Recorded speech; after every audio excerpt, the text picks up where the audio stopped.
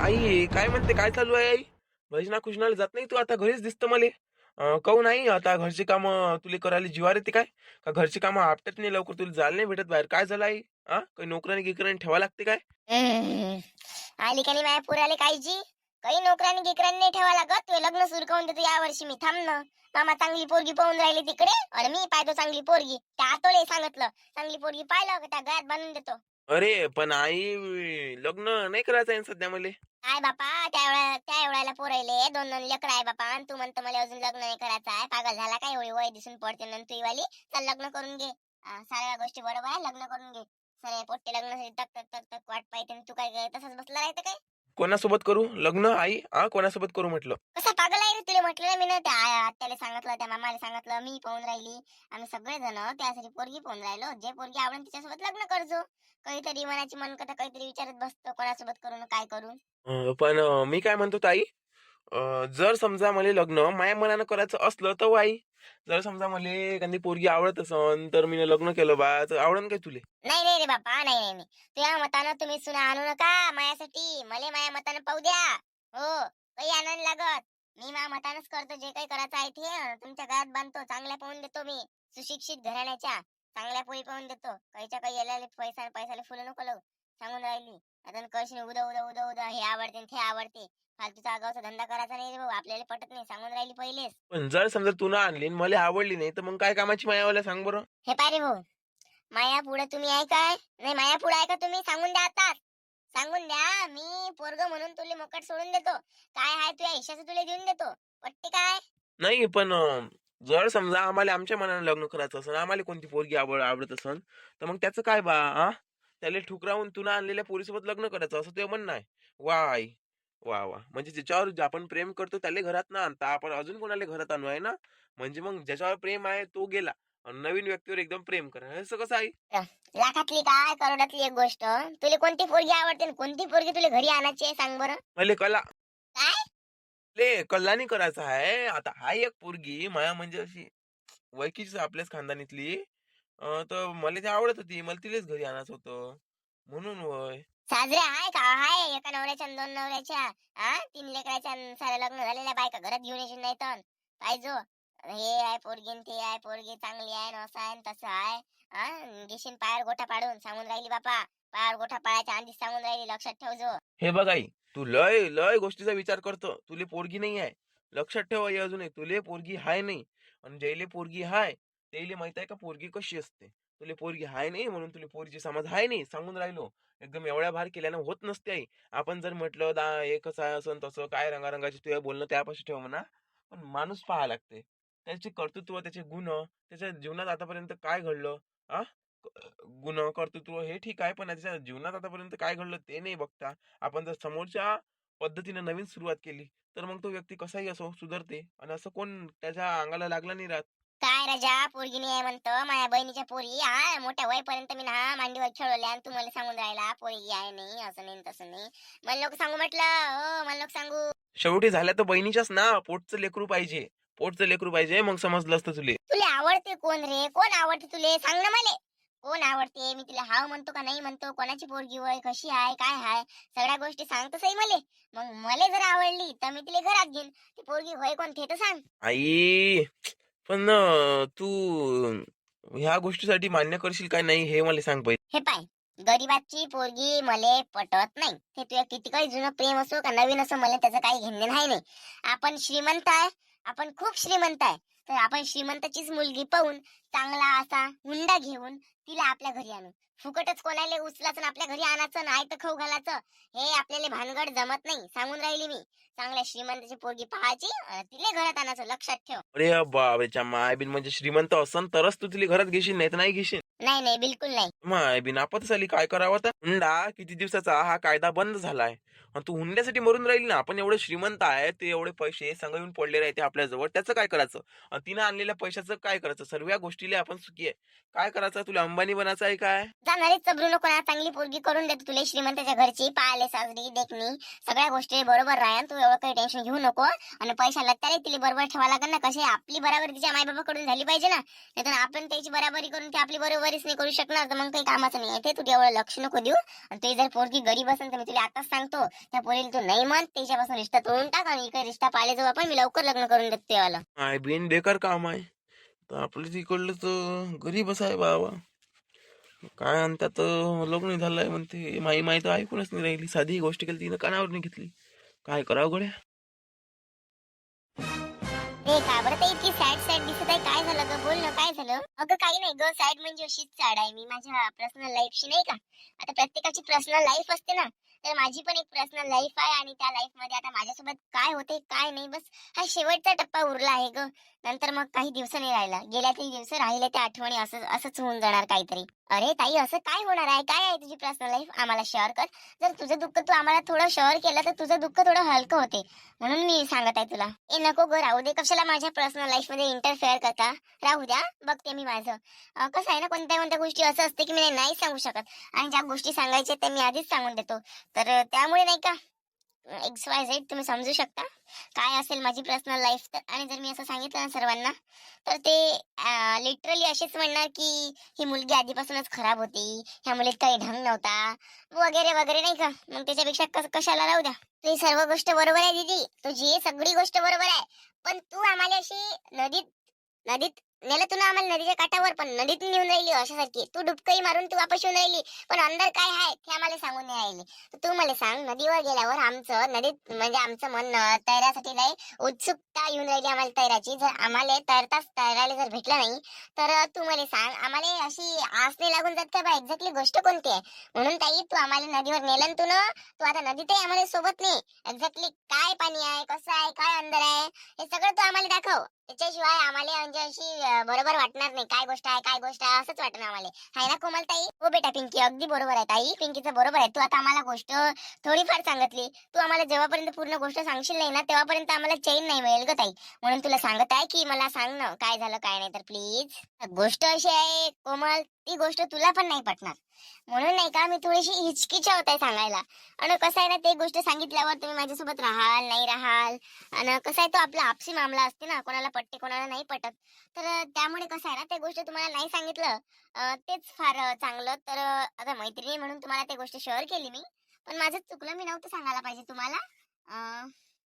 पण आता करू तरी काय शकतो आपण त्याला नाही का. तर तुला मी गोष्ट सांगू की नाही सांगू मलाच विचारत आहे ग. नाही असं गिचं काही नाही आहे.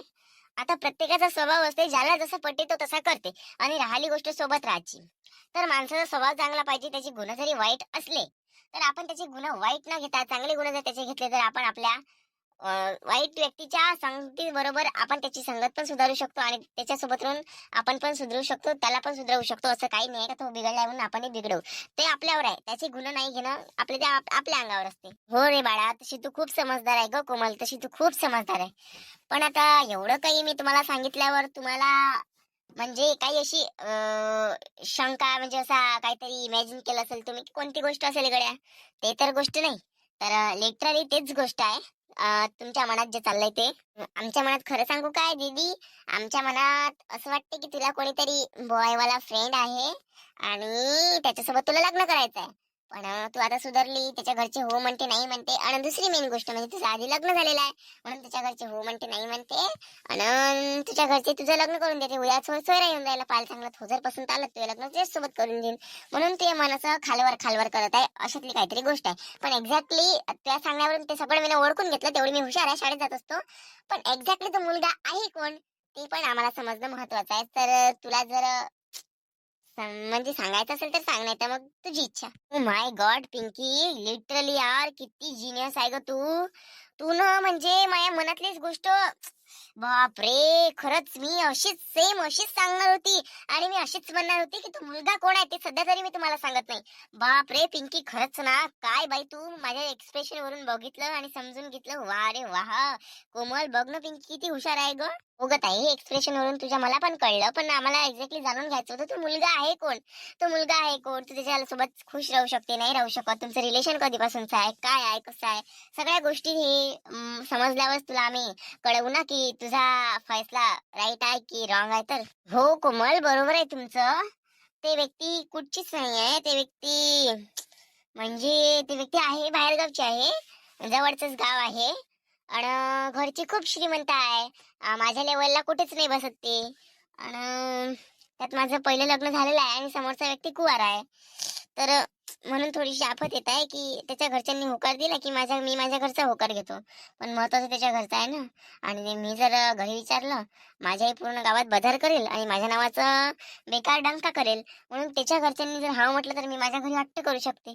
पण माझ्या घरी मी हट्ट करून घेईल आणि त्याच्या घरच्यांनी जर नाही म्हटलं तर मग काय करा. म्हणून मी खूप विचार करताय गो पिंकी कोमल. ओ अच्छा अच्छा अच्छा, सांगून दिलं असतं गो कोण आहे तर, नाही का, तुला चांगलं सजेशन दिलं असतं मे बी. अरे चला सोड, एक दिवस मी ते पण सांगून देईन तुम्हाला. आता ती वेळ नाहीये सांगायची. चला तर मग मी जाते घरी, आता काम आहे मला थोडस.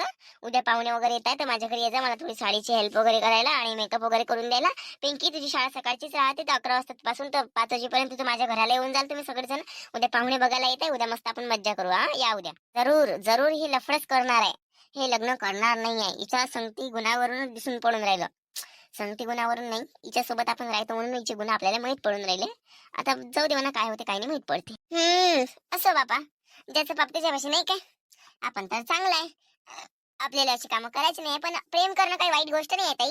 जर तिला चांगल्या व्यक्तीबरोबर प्रेम झालं असं आणि समोरचा व्यक्ती तिच्यावर प्रेम करत असेल तर सफिशियंट, नाहीतर काही कामाचं नाही. हो पिंकी, अगदी बरोबर. क्या करूं हाय मुझे बुढ़ा मिल गया, हाय हाय बुढ़ा मिल गया। मैं गुड़िया हसीन मेरी मोरनी सी चाल है, होठों पे मेरे मेरे दादाजी का नाम है। मैं गुड़िया हसीन मेरी मोरनी सी चाल है, नसीब में मेरे इस बुढ़े का तकदीर लिखा है। क्या करूं हाय मुझे बुढ़ा मिल गया, हाय हाय बुढ़ा मिल गया।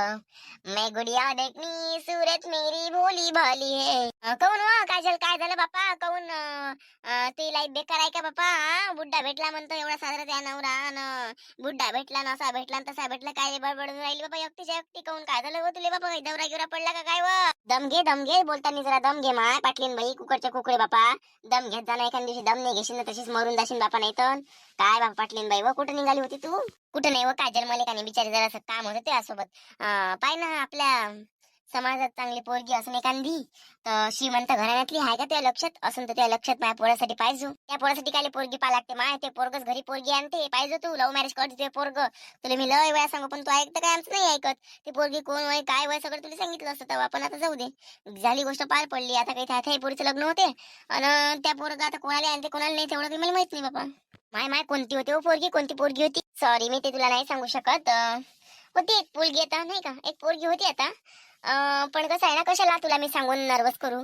पण जाऊ दे, होते एक पोरगी, जाऊ दे.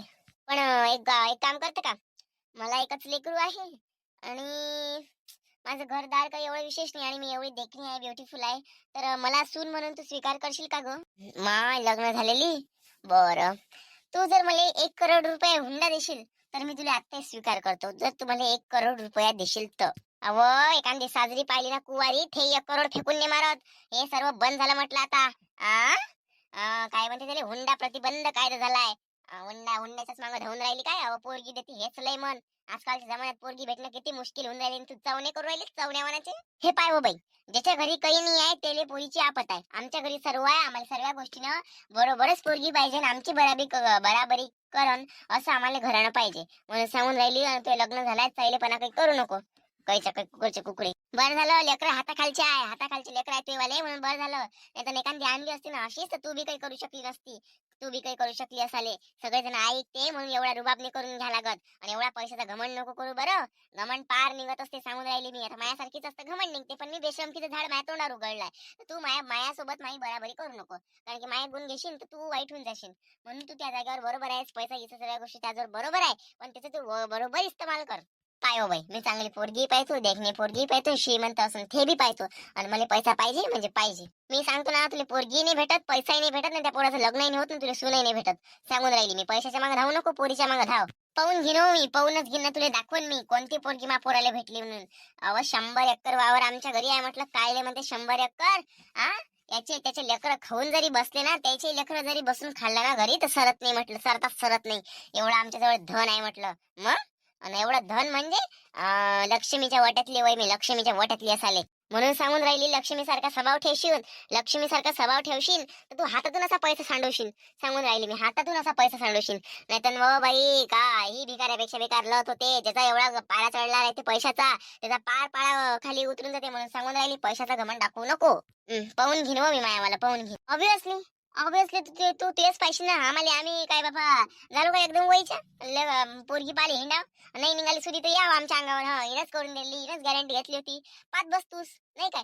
आणि सुनवायरी आली म्हणजे दोन पैकी एक तर खराब निघणच बाई. कारण की तुला जेवढा संपत्तीचा घमंड आहे तेवढाच तिले बी राहील. म्हणून मी जशाच तसे देव इच्छे पाप कर्म इथंच बघते. आम्हाला सर्व माहित आहे पण आम्ही तरी शेण खातो. तर नमस्कार मित्रांनो, कसा वाटला तुम्हाला व्हिडिओ? जर तुम्हाला व्हिडिओ आवडला असेल तर लाईक आणि कमेंट नक्की करा. आणि चॅनलवर जर तुम्ही नवीन असाल तर सबस्क्राईब करायला मात्र विसरू नका.